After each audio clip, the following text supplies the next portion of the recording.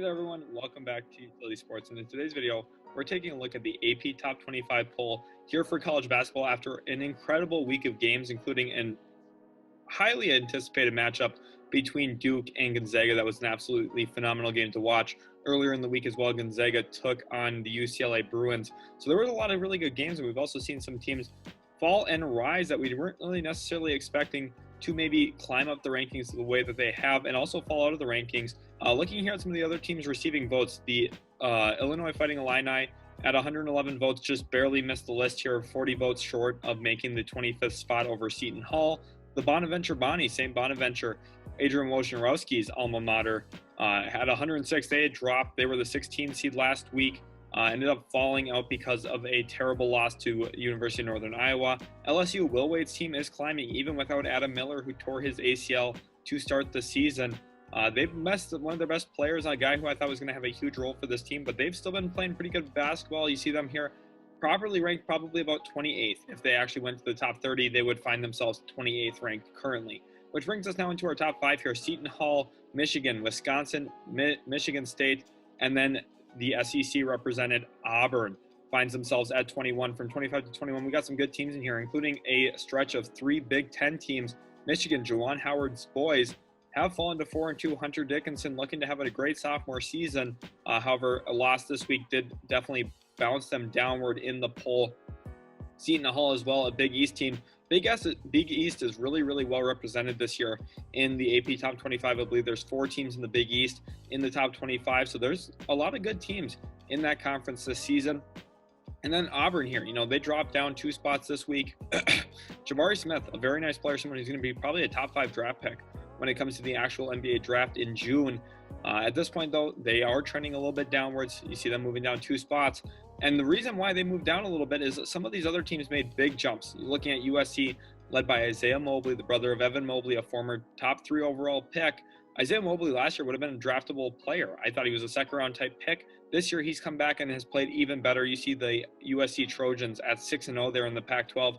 Then Iowa State, a team that has grown a lot as a basketball program in recent years. We've seen guys like Talen Horton-Tucker and also Tyrese Halliburton come through those pipelines there in Iowa State. Again, this year, another really good team in that Big 12, 6-0. Memphis, led by Penny Hardaway, they have some top recruits. Amani Bates, someone who's not going to be draft eligible this year, but 2 years from now will probably be a top 5 overall pick. And then you're looking at Jalen Duren, who's a lottery pick this year as well. They have 2 really, really good players, and they're in that American Athletic Conference at 5-1. However, a bad loss this week really, really pulled them down. They were previously ranked number 9. They find themselves now at 18. So definitely disappointing. UConn, one of those Big East teams I was talking about, they've just had a really, really steady program, and they've had some real highlights over the years too. When you had guys like Kemba Walker come through, you also have guys like Jeremy Lamb historically. UConn's produced a lot of good NBA players, and this year they've got a lot of guys who are going to be good rotation guys, in my opinion, down the road in the NBA. Then we're looking at Alabama here, who did fall in one of those invitational games. They lost to Iona, actually, a team that is not ranked currently, led by Rick Pitino. The Iona team did upset Alabama here, and Iona's got a lot of nice players. They're definitely a team that wins by committee, and Alabama, led by J.D. Davison, just did not pull that one out. It was a close game. J.D. Davison displaying a ton of bounces, what you could have expected from him if you've seen him play in high school, and I still like him a lot as a draft prospect. I think he's got some flaws to his game, doesn't really shoot the basketball well, needs to grow as a playmaker for sure, but just his ability to jump at that point guard spot, very reminiscent of John Wall in terms of the actual athletic physical profile. Now, nowhere near as talented as John Wall was when he came out of college, but still, J.D. Davison leading the Crimson Tide. I know they dropped down spots this week, and I know those numbers look really drastic here when it's -6, -9, +5, but those things will settle themselves out throughout the year. We'll get a better feel for how this kind of plays out throughout the season, which is why you need to be subscribed, because we're going to be covering the AP Top 25 for more than just this week. Then here, 15 to 11, we got some good ones. Houston Cougars, they fall down 3 spots after a loss, but then Florida jumps up 9 spots. They find themselves at 6-0 in the SEC. Tennessee, the Volunteers, at 4-1. They're led by guard Kennedy Chandler, who was a key part of the USA U19 World Cup gold-winning team this past year. He played alongside Chet Holmgren, also played alongside some of the other really, really great young players like Jaden Ivey, Adam Miller, who, like I mentioned earlier, tore his ACL, unfortunately, so we haven't gotten to see him play college basketball this year after transferring to LSU. But Tennessee, led by their short 6'1" guard, I like what they have on this roster now. I know they're at 4-1. This might be a little puzzling to some people. How does a 4-1 team still rank above a 6-0 Florida at this point, both in the SEC? Part of it's because of who they faced, but the other aspect here as well is who Tennessee has on the roster. I think they just got a slightly more talented roster than Florida. And I see the AP Top 25 here rewarding them for that fact. BYU has become a really, really good basketball school as well as a football school. We see this program for BYU represented in both the AP Top 25s for college basketball and college football. They've really, really grown as a West Coast team here. Of course, there's some news that they're moving into the Big 12 as well. At least for football, I'm not exactly sure what the ramifications are for basketball. So let me know in the comment section what your thoughts are on BYU and their basketball program. Arizona, the Wildcats at 6-0 in the Pac-12. Pac-12 is pretty strong this year as well. You got USC in there. And so far, we've also had Arizona. Pac-12's got some good basketball teams. Arizona, the Wildcats, 6-0. They've definitely climbed up some people's boards. And then this is where we kind of get to the more surprising area here. Arkansas, 10th ranked. Not very often you see a Razorback team up this high. Of course, they produce guys like Moses Moody in the past, Isaiah Joe as well. But Arkansas, definitely a surprise for me to see them 10th already. But 6-0 record, their play so far this year has backed that rating up. And I understand why the AP Top 25 has put them in here. Kentucky at number 9. They blew out Louisville the other day. Kentucky's a very, very good team, and I like what they have on their roster. You're looking at Ty Washington being one of the key players for them in that backcourt. Kansas at 8. Ochai Agbaji, one of the top scorers in the nation this year. I believe he's top 5 in scoring. He's looked effortless trying to score the basketball this year. He's definitely improved year to year.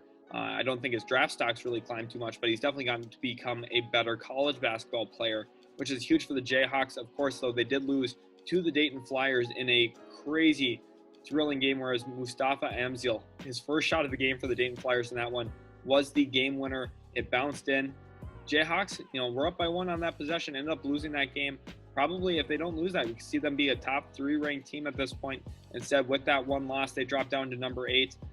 However, watching that game, Kansas was just clearly the better team than Dayton. I don't think that this game really told too much of the story about Kansas. They just weren't hitting shots to really close that one out. They were still forcing turnovers. They were very aggressive defensively. I like what Kansas has. They've got a nice collection of bigs. They also got some solid guard play as well. Remy Martin, I believe, is there too. So you're looking at the Jayhawks having a pretty nice team overall, just did not get it done. Texas, of course, they took a spill a few weeks ago in the race, moved back up 1 spot here to 7th. Marcus Carr and also the other guard, Devin Askew there in Texas are really the 2 key storylines to watch for this Big 12 team. Big 12, again, really strong this year as well. They've got such a great basketball conference there.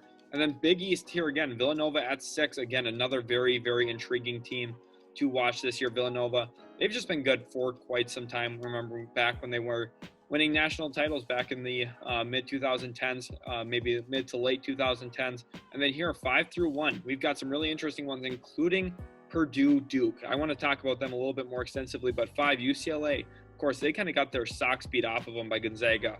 Doesn't surprise me to see them fall, especially with Baylor. They're coached up by Coach Drew there. I had question marks about the backcourt, but so far this year, they have performed. And that front court with some of those returning players has been really, really good as well.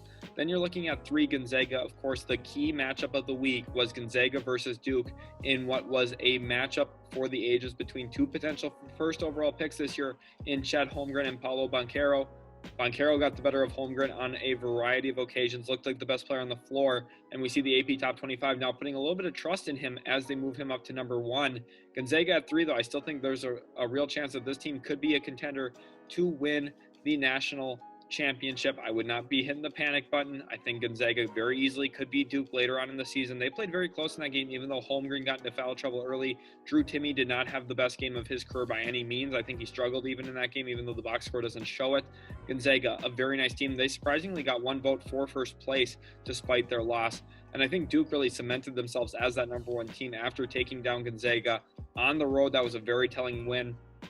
And then Purdue here, a team at 2 that I think deserves a lot of credit. They've got some really, really nice pieces. They got a 7'3" big on that team. You're also looking at Caleb First, someone who's a member of the U19 World Cup team that won gold for Team USA.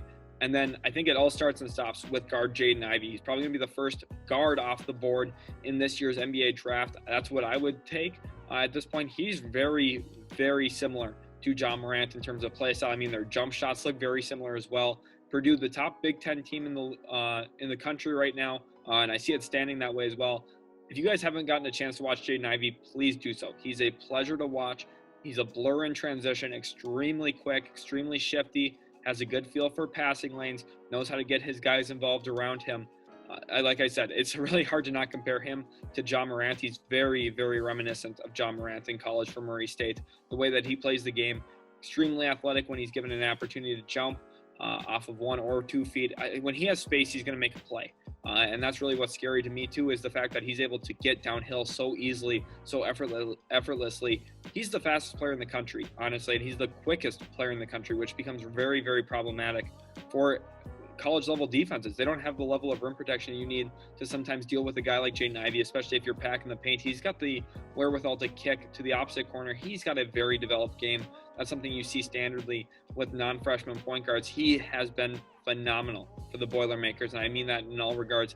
Honestly, for me, the top 3 teams here, they've nailed it. Duke, Purdue, Gonzaga, all great programs currently. All have 3 really, really good players.